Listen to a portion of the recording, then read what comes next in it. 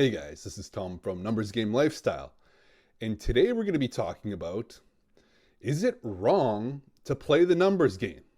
I've heard some criticism that people have about playing the numbers game, how it's wrong.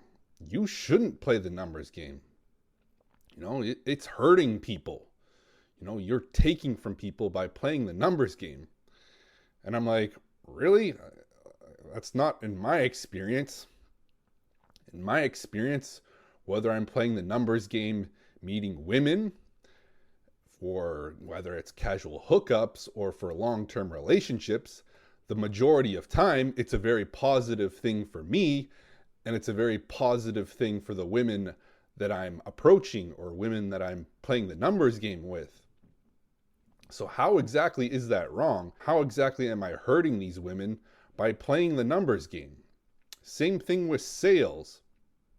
If I play the numbers game with sales, yes, the majority of people that I, try to sell my product to probably aren't going to buy, but the ones that are interested in whatever it is I'm selling, they tend to be very happy that I started things off and played the numbers game, approached them.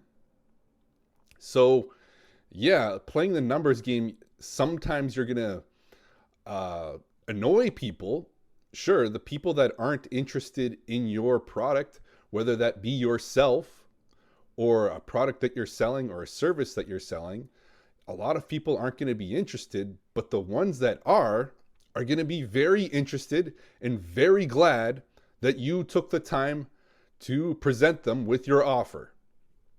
Okay, and yes, the numbers game can be used in an evil way as well. This is how scammers operate. Scammers in Nigeria, in India, and all over the world, they scam elderly people out of their hard-earned money and screw them over.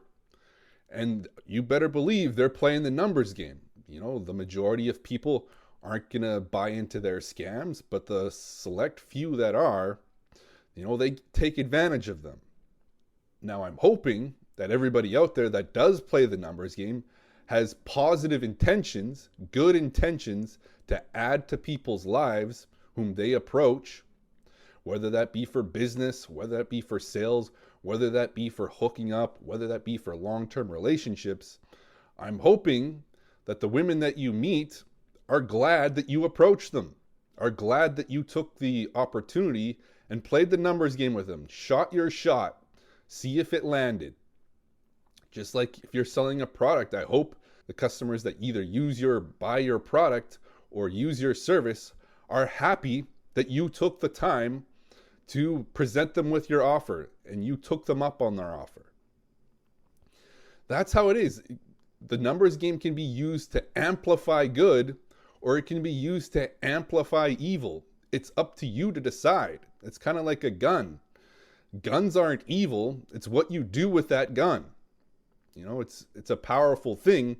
It can hurt people or it can save people. There's nothing wrong about playing the numbers game. If we want to get into morality, let's look to the Bible. And Jesus himself played the numbers game like there's no tomorrow. Okay? He didn't sit back in Nazareth, his hometown, and be like, you know what?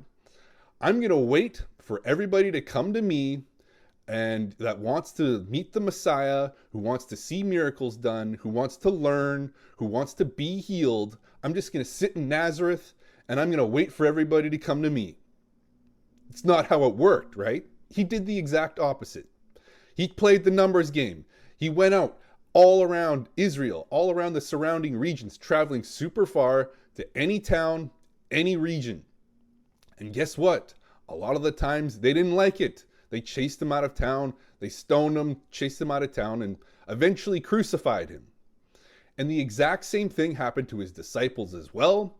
Did Jesus tell them, I want you to spread the gospel, I want you to go home to your hometowns, and I'm going to send you all the people that are ready to be Christians, that are ready to, learn about the Messiah and the forgiveness of sins. I'm going to, they're just going to come to you. Don't worry about it. Don't worry about rejection. And you can just sit back and teach them, save them that way.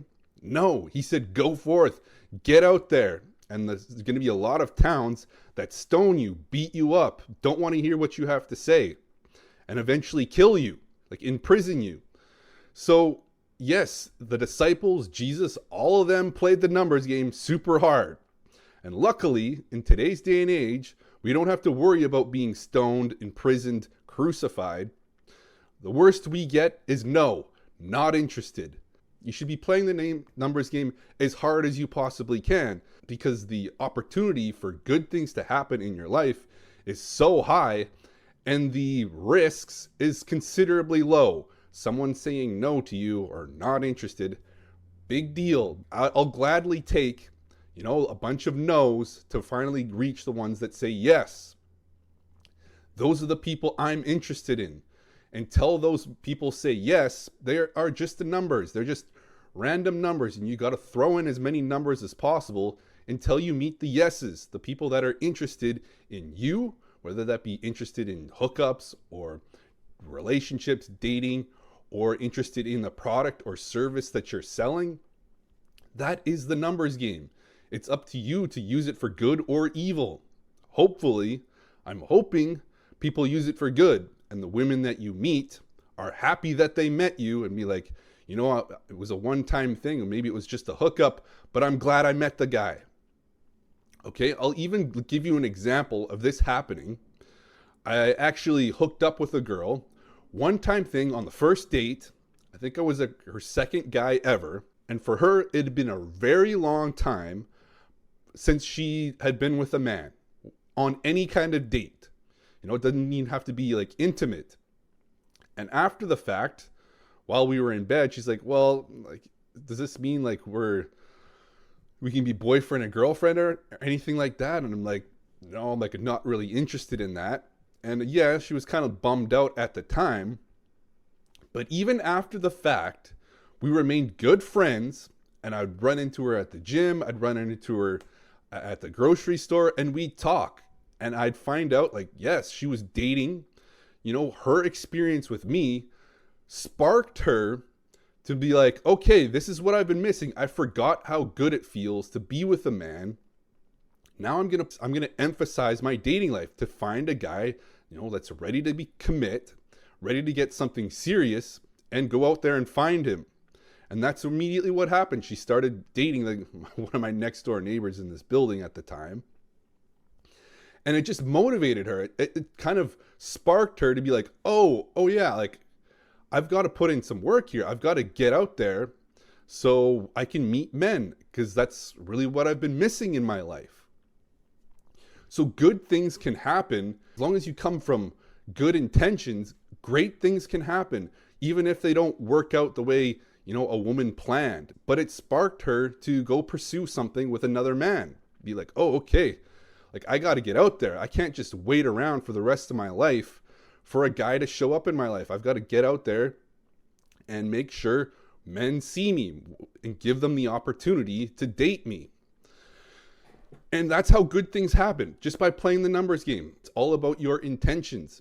And the majority of women that you meet, whether that be a short-term hookup or a long-term relationship, should have positive things to say about you and be like, man, I'm glad I met that guy. Maybe it didn't work out the way I wanted it to, but man, I'm sure glad he was in my life. Now, if the exact opposite is happening and the majority of women that you meet have negative things to say about you, you're like, man, I wish I never met that guy, then yes, there's probably something going wrong here, and you're taking instead of giving. You're coming from a negative headspace that's causing women to, wish they never met you. In which case, that's, a telltale sign that something's wrong here. No, playing the numbers game is not good or evil. It's not wrong or good. Whatever it is, your intentions, it amplifies that. You want good intentions, it amplifies that. You have bad intentions, you want to screw people over, it amplifies that. Anyways, guys, if you need help doing this, actually playing the numbers game, whether that be a cold approach, online, in business, whatever it is, the numbers game is the key to your success. It's done in the Bible. Jesus himself did it a lot. So you can't say that's wrong. Anyways, guys, that's the video. Thanks for watching.